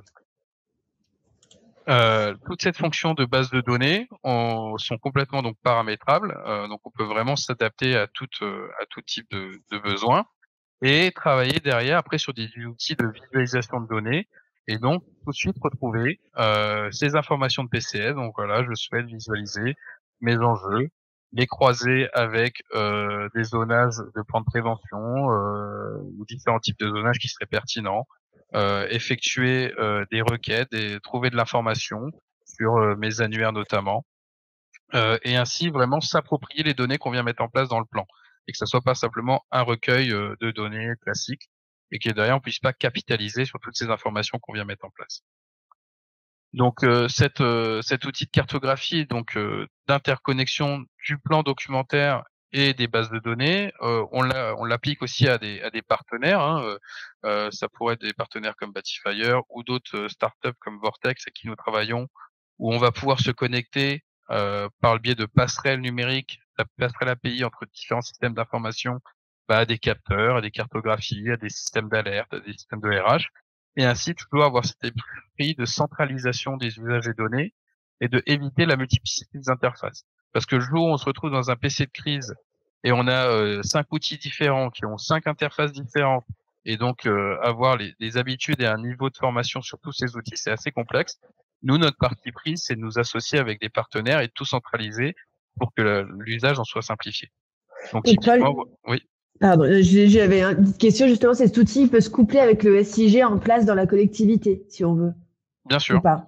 Oui, bien sûr, on peut à la fois envoyer de la donnée vers un SIG existant, et donc là, on développe une passerelle API vers ce système d'information géographique. On définit la récurrence d'envoi de données, par exemple, ou d'aspiration de données. Et l'intérêt, voilà, c'est soit Numéris crée la donnée, on l'envoie vers un SIG, ou inversement, on utilise un SIG, on récupère la donnée dans Numéris pour alimenter un PICS ou un PCS. Donc nous, justement, sur cette partie centralisation des usages, on a tout un volet un peu de marketplace qui se dessine aujourd'hui avec nos partenaires, et de pouvoir activer des services que vous avez externalisés à votre plan communal de sauvegarde et les centraliser dans une approche d'outils liés à la prévention et à la gestion de crise. Donc ces outils de cartographie vont être assez intéressants du fait qu'on va pouvoir directement visualiser toutes les informations euh, de notre plan communal de sauvegarde. On va pouvoir travailler un organigramme de crise, et pareil, là aussi, on vient largement alléger tout ce qui est volet mise à jour en liant, on va dire, des personnes à des tâches, à des postes, à des missions. Et quand on met à jour les annuaires de ces personnes, bah, ça s'applique partout dans l'application et donc dans le plan. Et donc là aussi, on allège largement la redondance de mise à jour, qui est un peu quelque chose d'assez pénible dans le plan communal de sauvegarde. Et on vient, comme j'expliquais, travailler des scénarios, des plans d'action. Et donc, en fonction des risques que aura retenu la collectivité dans son plan communal, donc ou intercommunal, ces risques peuvent évoluer depuis la plateforme. On va pouvoir travailler, par exemple, sur des plans d'action gradués, où là, on vient en fait rendre accessible tout le contenu du PCS dans un scénario, une to-do list. Donc, que les cellules vont pouvoir mobiliser, soit en version papier, soit en version numérique, dans une partie plus dédiée à une salle de crise collaborative, qui est une sorte de poste de commandement communal numérique. Ces éléments-là sont travaillés avec notre équipe pendant la phase de rédaction digitalisation des plans, et on peut aller jusqu'à proposer aussi un système d'alerte par SMS et vocal aussi, pour une nouvelle fois centraliser les différents usages, les différentes obligations. On le rappelle, les obligations du maire s'articulent autour de 3 piliers: le plan communal de sauvegarde, la culture et la prévention des risques avec le DICRIM, et l'alerte. Et donc voilà, l'alerte, il y a FR Alert qui a ses avantages et ses inconvénients. Le mégaphone aussi a ses avantages et inconvénients. Le système d'alerte par SMS et vocal a aussi ses avantages et inconvénients. Et c'est en multipliant aussi un peu les outils correctement dimensionnés qu'on vient rendre plus efficient aussi son organisation de crise. La finalité, en fait, de tout ce travail de digitalisation ou de création d'administration du PCS, c'est de pouvoir générer à tout moment, depuis l'outil document, un plan communal de sauvegarde ou un plan intercommunal de sauvegarde. Là, pareil, dans le cadre de notre R&D continu, on a des vilaglos qui sont mutualisés, PCS, PICS. On a créé des systèmes qui permettent de administrer les deux plans en simultané, et pas avoir un PCS administré, un PICS administré. Voilà comment on est à l'écoute aussi des retours de collectivités clientes dans les améliorations. Et donc sur cette partie plan, vous retrouvez un plan communal de sauvegarde que notre équipe a conçu, a enrichi depuis 5-6 ans désormais, depuis qu'on conçoit ce plan de manière numérique, au regard des dernières attentes réglementaires aussi de la loi Matra. Et vous allez pouvoir faire plusieurs choses, soit télécharger un PCS complet, et donc là, j'ai besoin d'envoyer à la préfecture un nouvel exemplaire, ou d'imprimer en mairie un nouveau document, et là je lance la génération. Je peux également anonymiser toutes mes données. Si je dois envoyer un document public et que je dois anonymiser ou gérer un PCS public, un PCS opérationnel, l'application va pouvoir vous permettre d'anonymiser les données, et faire votre petit panier de fiches action ou procédures en disant voilà, je veux ma fiche action, mon site de poste de commandement, mon organigramme. Je veux faire un kit qui peut être imprimé pour mon maire ou mon premier adjoint, qui est responsable qui est directeur des opérations de sauvegarde ou responsabilisation communale. Et ces éléments de documents, je peux soit les imprimer à la volée et envoyer par mail après, ou les enregistrer en tant que kit, admettons. Donc par exemple, je vais mettre cellule DOS. Hop. Je fais créer. Et donc le jour où j'ai besoin, sur une astreinte, sur une veille ou une déclenchement de crise, j'ai besoin d'imprimer mon kit papier à mes élus ou à mes équipes, le volet numérique est intéressant, mais il y a toujours l'équivalent papier qui est proposé chez nous. Et hop, on a juste à sélectionner son kit cellule DOS, lancer la génération, l'application met à jour le contenu du kit et au moins on s'assure d'avoir des éléments physiques papier sur table devant nous. Donc voilà pour cette partie-là. Toute la partie document est personnalisable dans une certaine mesure. On peut venir téléverser des fiches procédures existantes à la place de fiches nativement présentes dans l'application. Donc là, ça laisse une certaine souplesse aussi pour personnaliser le contenu du plan quand il y a de l'existant. Et sur la partie plus pendant gestion de crise, pour terminer sur ce service numérique, vous allez avoir deux outils. Un outil coopération qui va permettre notamment d'accéder quand plusieurs collectivités d'un même territoire sont équipées, notamment dans le cadre de nos projets PIX, de savoir par exemple quel est le poste de commandement sur la commune d'à côté, quelle est la ligne de contact, et quand la commune d'à côté met à jour son PCS, ça met à jour ces informations si elles sont mises en partage dans le cadre d'un PIX. Il peut aussi chercher dans les moyens PCS de toutes les communes, par exemple un groupe électrogène. Ça va me dire quelle commune a recensé un groupe électrogène et plus facilement accéder à l'information. Donc c'est là où le numérique n'est plus du gadget, mais est là vraiment pour optimiser la décision, trouver l'information et avoir un peu plus de sérénité. Enfin, la partie pendant, là, qui concerne plus le poste de commandement communal ou intercommunal, on va pouvoir venir créer une crise ou rejoindre une crise en cours. Donc ces cellules vont pouvoir accéder à des tableaux de bord, partager de la donnée également sur d'autres communes qui seraient concernées sur une même crise en simultané, si on veut partager de la signalétique notamment, de routes coupées, d'intervention de forces de l'ordre ou de forces de secours. Ce système de salle de crise va notamment avoir deux fonctionnalités majeures, qui va être la main courante partagée, où on va retrouver le scénario qu'on aura créé dans le PCS qui correspond à la crise en cours, et derrière gérer les événements et interventions. Pareil, c'est un outil qui est relativement intuitif, où les cellules vont pouvoir intégrer dans une main courante commune toutes les actions et décisions qui sont prises pendant la durée de la crise et surtout en post-crise, où le retour à une vie à peu près normale peut prendre du temps. On l'a vu avec les tempêtes Xynthia, on l'a vu dans la vallée de la Roya, c'était des inondations et une tempête qui durait 24 heures, 48 heures, mais le retour à la normale derrière, c'est des mois. C'est héberger les gens, les réseaux, etc. Et donc, une crise peut se prolonger largement et ces outils visent à faciliter vraiment tout le suivi, notamment juridique, quand il y a besoin de justifier les actions de la collectivité.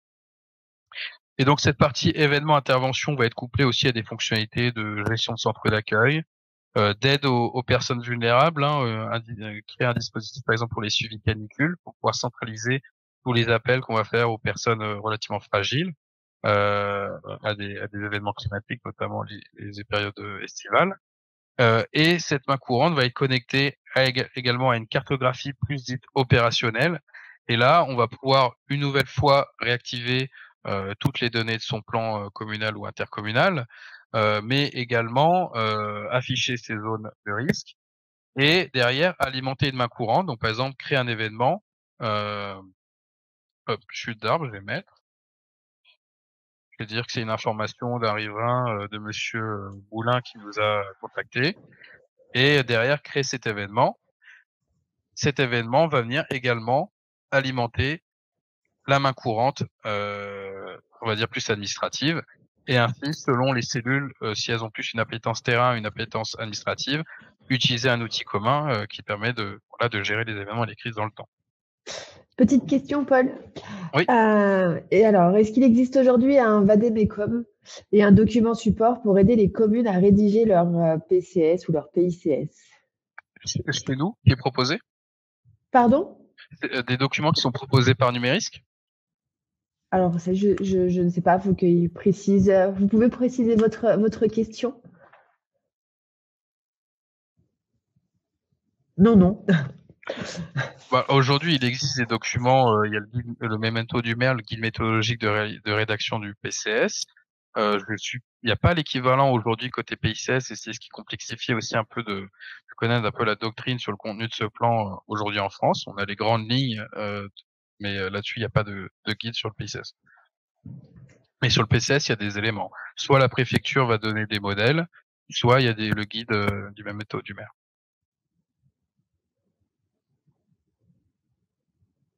Parfait, ça a bien répondu.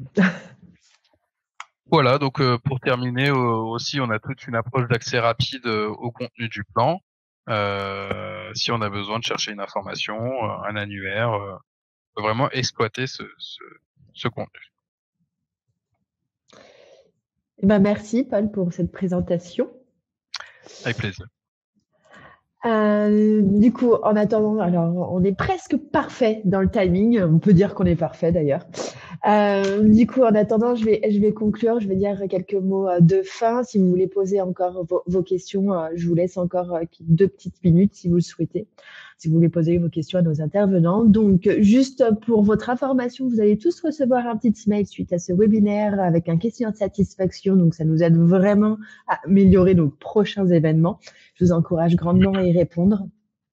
Et je fais une petite pub sur nos prochains webinaires. Donc, le prochain webinaire Batifire. Donc, en fait, on a une démonstration, si vous souhaitez voir un petit peu plus Batifire, qui permet de faciliter l'intervention des forces de sécurité et de secours le 3 octobre. Donc, c'est une présentation de 45 minutes. Vous pourrez justement poser toutes vos questions.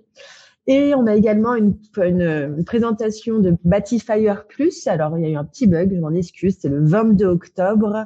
Donc, Batifire Plus, c'est une interface digitale pour créer tous les registres de sécurité et piloter la sécurité réglementaire des bâtiments.